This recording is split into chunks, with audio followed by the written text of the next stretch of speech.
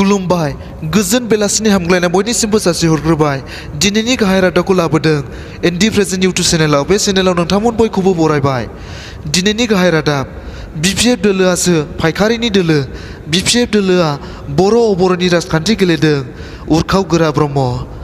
हारियारि जेंनाखौ बोस्रांनायनि थाखाय बिसायख'थि फोसावदिंनाय, गाहाय थांखि लानानै बिजाथि फसंनाय बिटिसिनि गाहाय बेरेखा राजखान्थि दोलो इउपिपिएलआ दिनै मंगलबारखालि क'क्राझारनि कदमथलायाव दोलोनि मावख'खौ बेखेवो। नोजोर होथाव बाथ्रादि लकसभा बिसायख'थिया जेसेबांनो खाथियाव सफैदों एसेबांनो राजखान्थि दोलोफोरनि गेजेराव सांग्रांथिया बांसिनदों। बे बिथिङाव इउपिपिएल दोलोआबो उन जानानै थायाखै। दिनै मंगलबारखालि कदमथलायाव दोलोनि मावख'खौ बेखेवनायजों लोगोसे दोलोनि फिरफिलाखौ बिरहोयो मुस्रि उरखाव गोरा ब्रह्मआ। बेबादिनो मावख'खौ गोजा रिबन होनानै बेखेवनानै होयो इउपिपिएल दोलोनि फोसावदिं आफादनि आफादगिरि एबा चापागुरि बियाबनि बारग' एमएलए मुस्रि थिजेन्द्र बसुमतारिया। बेनि उनाव दोलोनि आफादगिरि एबा 5 नं क'क्राझार एसटि लकसभा बियाबनि इउपिपिएलनि बिजाथि उरखाव गोरा ब्रह्मआ खौरां बिजोंनि सिगाङाव बुङो दि सैथोआव बिटिसि गाहाय एबा बिपिएफनि आफादगिरि हाग्रामा महिलारिया बर' आरो अबर'फोरनि गेजेराव मुगैलायनाय आरो सैलायि थासारि सोरजिनानै मोनसे सोदोमस्रि गैयै थासारिखौ जोनोम होदों। एमपि नब कुमार सरनिया बर' आरो अबर'नि गेजेराव मुगैलायनायनि आबहावा जोनोम होदोंमोनब्लाबो बिपिएफ दोलोनि आफादगिरि हाग्रामा महिलारिया बे बिथिङाव आगाननै सिगांसिनबाय।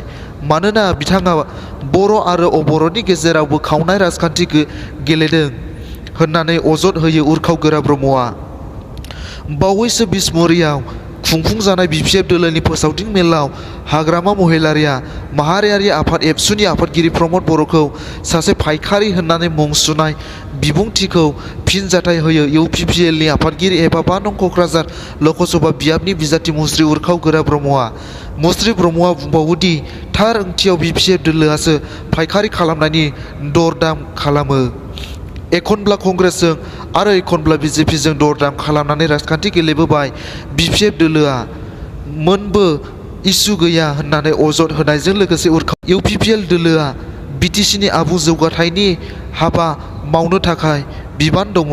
रायजो राजाया बे खेबाव इउपिपिएल दोलोनि बिजाथिनो लैहोर लैहोर भट होगोन होननानै मख'ना मुस्रि ब्रह्मआ भट मोननाय मोननैखौ गोजानाव दोननानै रोखा खालामनानै बुङो दि इउपिपिएल दोलोआ जेंना गैयाजासे सावरायनायनि गेजेरजों बर'फोरनि थांनाय थैनायनि राजखान्थियारि जेंनाखौ बोस्रांनो हास्थायो। एरैहाय खौरांगिरिफोरा इउपिपिएल दोलोआ बबेबा राजखान्थि दोलोजों बुजा फरा खालामगोन नामा होननानै सोंनायनि फिननायाव मुस्रि ब्रह्मआ लाखोमानाय गैयाजासे फोरमायो दि इउपिपिएल दोलोआ कंग्रेस आरो बिजेपिनि अनगायै गासै राजखान्थि दोलोजों सावरायबावदों। सम आरो थासारिखौ नायनानै एआइइउडिएफ दोलोजोंबो सावरायनाय बाथ्राखौ सिमान लानानै बेखौ लानानै सानलाय हलाय खालामबाय थानाय जादों होननानै मिबथि होबावो।